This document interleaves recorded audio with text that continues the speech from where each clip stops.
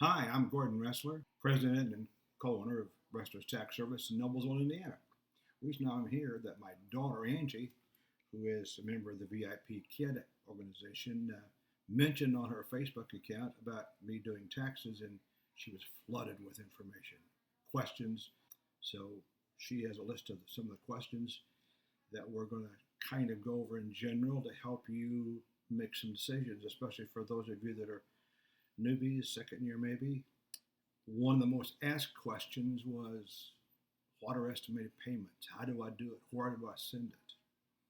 Well, let's start from the beginning that everyone between January the 1st and about April 15th have to file a federal income tax return.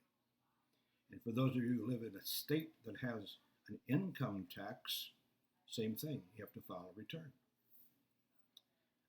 So if you've been accustomed to, you and your spouse, if you have a spouse, just having a W-2 income, then you have no idea about estimated payments and when they have to be made. The annual reporting, you have to pay your taxes by April the 15th or there's a penalty. So for those of you that are self-employed now, maybe that's your first year, maybe it's your second year, do you have to file estimated taxes? Yes, maybe no. How much are you making this first and second year? And it may not be enough that you have a tax liability on the self-employed earnings. But going forward, as your business builds the third or fourth year, then it becomes more apparent that your income less your expenses are going to give you a net that's going to require you perhaps to file estimated taxes. And they're due on April the 15th, the same day that you're required to pay your taxes each year, June the 15th, September the 15th, and January the 15th, then of the first of the next calendar year. Where do you send it? Well, if you're using a software program that you've purchased after you've entered your address, that should appear on the estimated forms. Or you can go to irs.gov and type in mailing addresses for estimated payments. So now my daughter Angie, who has some other questions that perhaps I can give you some information. People want to know how much to estimate, what to save. Okay, for those of you self-employed, again, depending on the state, of course, but the federal amount is going to be the same for all of you. The biggest part of it's probably going to be Social Security, which is 15% of your net. Your net is the gross less your expenses. Plus, then depending upon a spouse, how much they make, it could be from 10% to 20% for federal income taxes. So between 25 and 35% for federal income tax, then however much your state charges you for an income tax. For instance, in Indiana, it's 3.3% for state tax, and for the most part, it's between 1 and 1.5 for local option taxes. So to be safe, I tell folks in Indiana, 5% for Indiana and your local taxes. You'll have to check in your own state as to how much they charge for their income tax. Somebody wrote, I read that you do not have to file quarterly tax your first year working as an independent contractor, but after every year after you do. Is that right? Yeah, that's pretty much right. Unless you know you have quite a bit of income and you just want to get part of it paid so that it's not a big shock come April the 15th. First year, the second year, always the tough years because you're just starting, you have expenses, so it's much more difficult. Once you get the first couple of years under your belt, then it becomes easier to make those determine those amounts for federal and state. There are a lot of questions about people who might have started in January and February regarding that they don't have much income. One girl said, I made $56 in January. How, or I started teaching the second week of February. Now I'll only get one check this quarter. What do I do? That's a good question. Part of the answer to that question is if you have a spouse, how much are they making? Is it a W 2 income? And how much is the withholdings on their their W 2? Have you typically, when you file together jointly, been getting a refund? How sizable has that refund been? That for the first couple of years may more than take care of what your tax liability might be. I would guess saying once your gross income gets to four, five, $6,000, then you probably are going to want to make estimated payments based upon gross less expenses and your net. All right. Does it matter how much I withhold or how much I estimate if I'm a single parent and head of household? No, doesn't really. You still have the same obligation as far as the 15% for Social Security, when in fact it's really 15.3%. For those of you who have ever worked for someone else, they withheld 7.65% for Social Security and Medicare, and your employer matched that. So it's 15.3%. As a self-employed individual, you pay the whole thing. So you need to keep that in mind, that could become the largest number. All these factors of your federal income tax, your Social Security, and your state taxes could be your Social Security. What happens if you estimate either too much or too little on accident? What sort of penalties are we dealing with here? Typically, if you owe the federal government more than $1,000 on your annual tax return, there's a possibility of a penalty. And also, at least in Indiana, that same number applies. But there are exceptions to that, at least for the first year and maybe the second year. But the key here is that you don't want to owe them more than $1,000 on the federal return, because the longer you're in the business, the more probability there will be a penalty. How much the penalty will be, it depends on how much you owe when you file your return on April the 15th. Oh, this one's interesting. What are the exceptions for not paying quarterly taxes? What is the penalty if you don't? I know people that work for VIPKid and never pay quarterly taxes because it's not their only job. Well, I have a lot of clients over the years that refused to make estimated payments. Didn't want to mess with it, and that's fine. As long as you pay your bill by April the 15th, there's not going to be any problem with the IRS. If you send them the money then. Now, when you get to April the 15th, think, well, I don't have enough money, I'll file an extension. Well, you can file an extension for the paperwork. The payment is due April the 15th, period, end of story. Okay. Does my husband's income change how much I pay? Has no bearing on your husband's income. It doesn't change it, other than when you add it to your husband's income, depending on how much income you have from your self-employed, the percent of federal income tax will continue to go up as your self-employed income increases. Because VIP is based in China, is this considered foreign earned income? And if not, why? And can we make it so we don't have to pay taxes? Yeah, now it is not foreign income, foreign-based income. You're a citizen of the U.S. You live in one of the states. I don't care where the money comes from. It is taxed to you in the states. Now, if you live in a foreign country the whole year, then there are special rules that apply to you.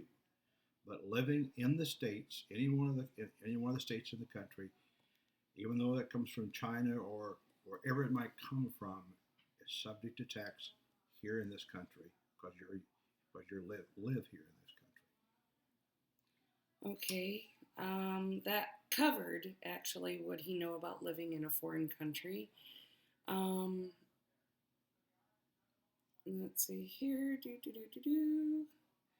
And David, you Canuck, he is not going to bone up on the Canadian tax code. Nah, not a chance. Money to have. um, In a little bit, Angie will put on the screen our website.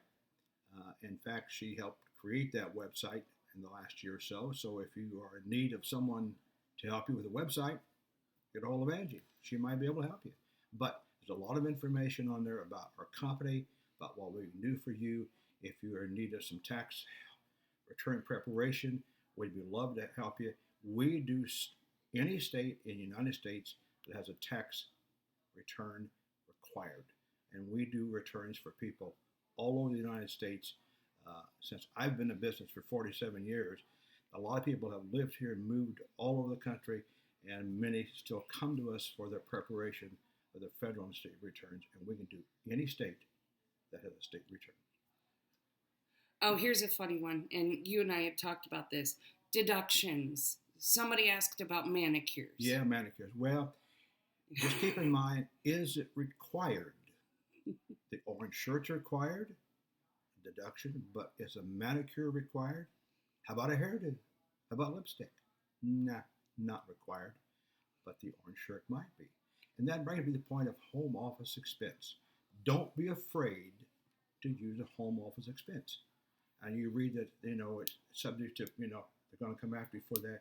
As long as you follow directions that the room is used exclusively for that business, you will have no problems, even though you may be audited, that you prove that that room was used only for that purpose. I mean, it's not a huge deduction, but every penny in your pocket is worth the effort of doing it. Let's see here. So deductions, computers. Sure. There was one question about cell phones, and we talked about this. Cell phones are tough. If you're audited, you may be asked for a detailed list of every phone call for the month, every month for the full 12 months. Now, are you prepared to go through a long list of all the phone calls you make? It may be more trouble than it's worth to take 100% of your cell bill. You might try 50%, 25%, but I would be a little bit more than skeptical to tell you to take 100% unless you have a cell phone with just your business number and there's no others on it, like Sideline, but just your normal cell phone that you've been using for years for the husband, wife, and kids. It's a stretch to think you use that 100% for business. Because a lot of teachers will use their hotspot for their internet. Mm-hmm. And so would you suggest just keeping track of their classes and what they taught? Because generally it's between, a certain amount of megabytes or whatever. You could do that just as long as you're able to prove on paper in your bills the time that you spent doing your business and not your personal things. Right. Yeah, it's probably one of the areas, the home office used to be an area that everyone just talked about. I think the cell phone could create more problems than it's worth unless and you're able to prove it. Now understand, in an audit, the IRS has the proof that they can prove you have more income than you declared. You have the responsibility of proving every expense that you deduct on your tax return. So that's the two sides of an audit. You have to prove your expenses. And so you need to understand that on the cell phone and the data plan that could be kind of cumbersome and time consuming, and is it worth it to really push that past a certain percent? All right. There was a girl, and this isn't a question for you. There were a couple girls who, because of the orange shirt, their uniform, they were thinking LuLaRoe leggings would be deductible. Girls, nobody sees us from the waist down. Sorry. Nah. Nah.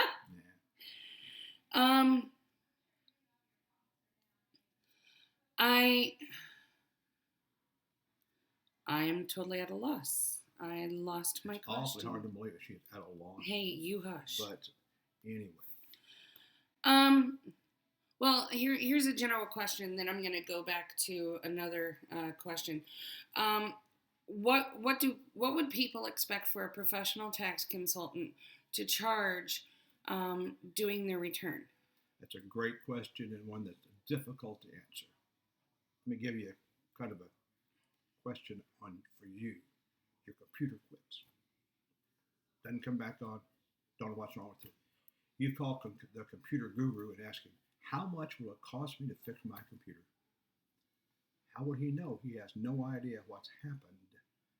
But in general terms, um, you should be looking at for a complete return and a state return, maybe included, $125 up.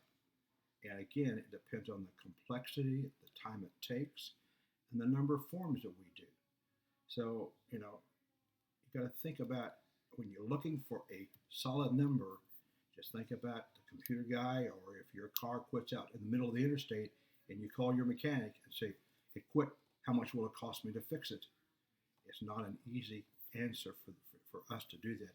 We can give estimates, but they are not carved in stone. Okay, I found my questions. My hubby wants to know, can you write off certain expenses and still use the standard deduction? It depends on the expenses you're talking about. The expenses of this business are completely aside from your standard or your itemized deductions. Okay. And somebody else wrote in, my hubby has a home office, and can we both write off home office expenses like the phone and internet? Not in the same room. The square footage of the room is one thing, but if he has a cell phone and you have a cell phone, then you both can have expenses.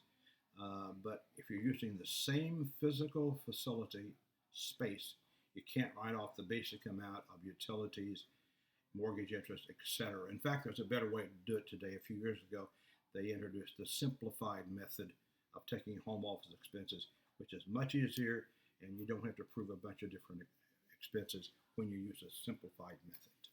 And that's based strictly on square footage of the room and of the house. So you're saying it's best to have a separate room altogether? Yeah.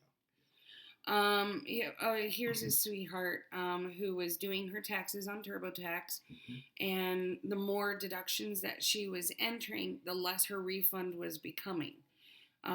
Is that normal, or was she doing something wrong? Doesn't make any sense to me. I mean, if you got more expenses and more expenses and more expenses, you're either what you owe or your refund should decrease or increase it. That's just the opposite. So she should go back and try that again. Yes, I think so. Okay. Yeah. And that's pretty much it. I will have information. If you want information for my dad and his company, you can contact me. Go on. She's going to put up a little bit the website that we have, ReslersTaxService.com. Check out our website, our location, and all that we do. And there's a link there to email us if you would like with general questions. The only way we accept personal information is by a secure server, secure website called sendinc.com. That way we don't have a problem with losing the information and someone else getting it. Been great talking to you. If you have other things you want to know about, ask Ange, contact us, and so have a great year and lucky taxing.